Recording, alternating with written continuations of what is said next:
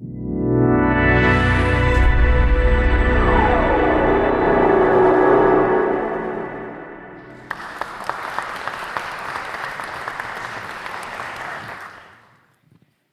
Mandela once stated, "I learned that courage is not an absence of fear, but the triumph over it. The brave man is not he who does not feel afraid, but he who conquers that fear." Good morning. My name is Timothy Crossley, and I'm a 2020 graduate of Austin College. And I'm here today to talk to you guys about fear. Now I want to start off by telling you to never fear your opportunities. If you're comfortable, you're not growing. To me, your fear is a natural emotion that can halt you from achieving, obtaining, or conquering your goals or opportunities. An opportunity is a shot, a chance, or a moment that puts you into a better situation by enhancing your current status.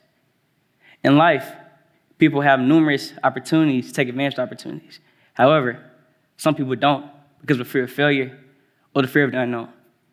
And today, I'll share some personal experiences of times I've conquered my fears to grab a hold of my opportunities. And the most essential way I've learned to approach to life is by playing football. I played football here at Austin College for the past 3 seasons and have experienced every imaginable challenge you can think of. During those seasons, we were losing records of 2-7 and 3-8. We constantly heard negative comments from people we thought would be our main support system. They often call us trash, losers, and disappointments. They even asked, why are we funding the football team and what's the point of y'all practicing when y'all just gonna lose anyway? For my teammates and I, we let those negatives break us. Instead, we use them as fuel to motivate us. And fortunately, for us, we got the opportunity to use that fuel. The spring of 2019 was a very important semester for my teammates and I. Going into our senior year, we realized this was the last year we would ever play football with one another. In fact, as we went to our first spring meeting, Coach Dawson made everyone leave the room except the seniors. As he looked around at each and every one of us, he stated that if we were to have a losing season, this would be the first time he had a graduating class that lost every year since he'd been here. As he said those words, they pierced through my hearts and hearts of my teammates. As I looked around, I saw the fire and desire in their eyes to change the norms and legacy of Austin College football. We knew the road ahead wouldn't be easy. We knew we wouldn't have any real support from student body, staff, or anyone else. All we had was each other.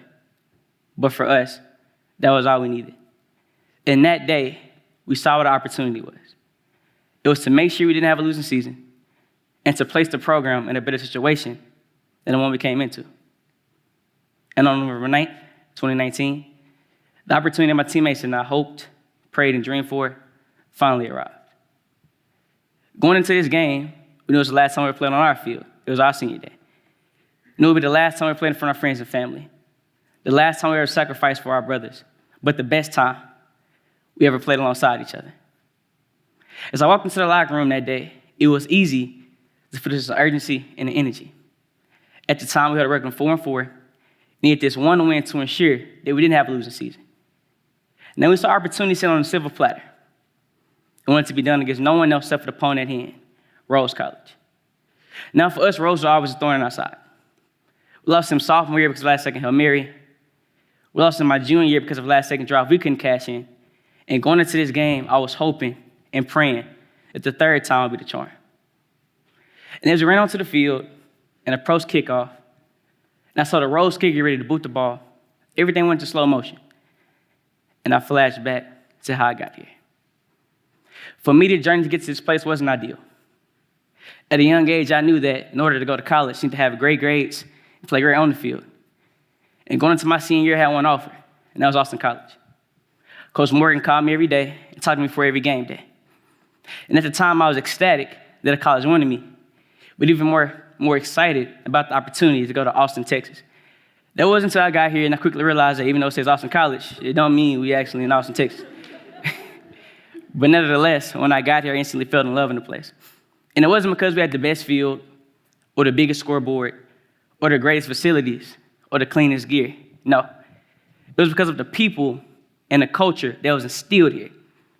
So once I went home that night, I told myself, this is a place I want to be and people I want to be a part of. However, I couldn't get in. You see, at the time, I didn't have a high enough ACT score And Coach Morgan told me there was nothing he can do to help me. As he said those words, my heart sunk. I felt.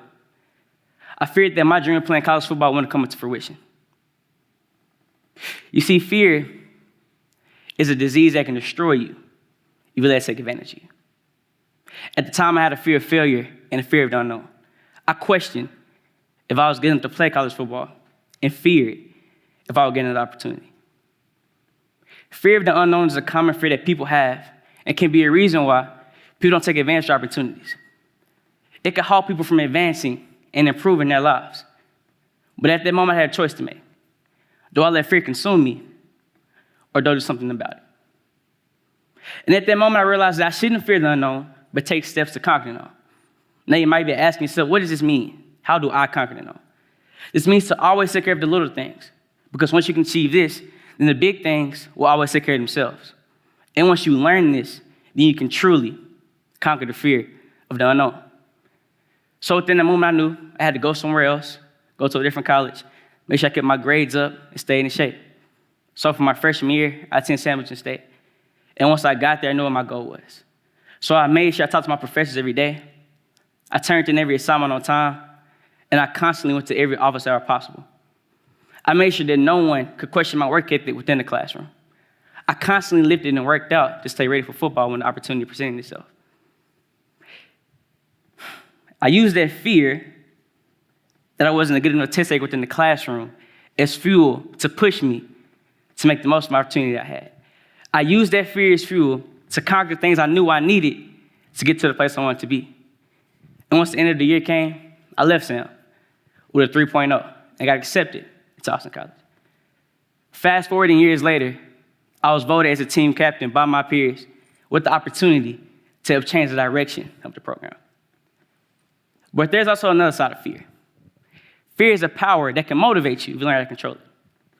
Fear is not always something negative. It can help shape and mold you into the person you want to become. Fear can lead to success if you let it. You should turn that fear into fuel. And at snap, I came into reality as the ball soared throughout the air. Now, throughout the game, it was highly competitive and went back and forth. It was uncomfortably close. In life, when things get uncomfortable, people tend to get nervous, tense up, and lose focus. They back off and don't power through the situation at hand. And in the past, as a football team, we did these things. But at this time, during this moment, we were comfortable with being uncomfortable. Coming into this game, we knew it would be highly competitive and go back and forth. We knew we had to stay focused and play through the very last seconds of the game. So it all came down to the fourth quarter. Rose had the ball, down by 8, no timeouts. We had been here before, twice. Playing roads on our field on our senior day. It all came down to the last minutes of the game. And just like all the other meetings, it always came down to the last drive of the game. But as a team, we were built differently than last time. We didn't let our moments in our past define us or refine us. We were comfortable with how uncomfortable the situation was. We were committed to turning our past fears into our fuel. So on first down, Rose snapped it. As he dropped back in the pocket, he looked downfield, threw it, picked up a couple yards, he stayed in bounds, so the clock kept ticking. On second down, he snapped it again, dropped back, threw another pass. The clock started ticking again. And for me, this was the longest minute of my life. And on third down, with 14 seconds left, he snapped it, and they took a shot downfield on the left hash. And as I saw the ball soar throughout the air, in the back of my mind, I said, please, Lord, not again. Thankfully, it was an incomplete pass. Slowly, a sigh of relief went through my body and the entire crowd. So it all came down to fourth down in the fourth quarter, last play of the game. Time to make the most of the opportunity we had. So on fourth down, they snapped it.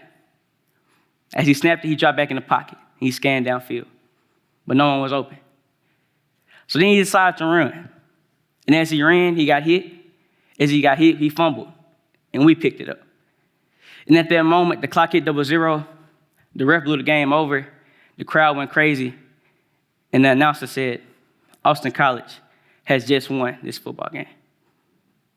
And at that moment, all the heartache, tears, close losses, naysayers, and conditioning tests, they all paid off. We made the most of our opportunity, and we accomplished our goal. We succeeded. Now, you might be asking yourself, how can this story apply to your life? It's simple. Currently, as a nation, we're in a very uncomfortable situation. We're still trying to figure out racial equality and are starting to have those tough conversations. We're in the midst of a pandemic that feels like it will never end. So now, more than ever, it's time to take advantage of opportunities and learn to become comfortable with being uncomfortable. It's time to look at ourselves in the mirror and ask, am I doing enough and taking the right steps to move this country in the right direction? It's time to put aside our fears to help those who may not look like us achieve the American dream that was created when we created this country. It's time for us not to think of ourselves, but to think of those around us. It's time to sacrifice for the people we love and others around us. It's time to conquer the known. It is known that specific people are mistreated because of where they look.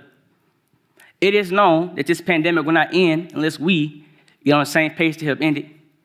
And it is known a house divided against itself cannot stand. So to conquer our known, we must use unity as a source of refuge and have empathy at its forefront. We must drive our hatred with love and compassion and take safety precautions to protect the ones we love and those around us. We must take advantage of opportunities by helping and encouraging each other instead of belittling and discouraging each other. We must tackle the fears of today's darkness to shine bright in tomorrow's greatness. So if I had to leave you with anything, it would be this. Never let fear dictate your life. Never get comfortable with the place you're at. And always, always strive to improve yourself and those around you. Thank you.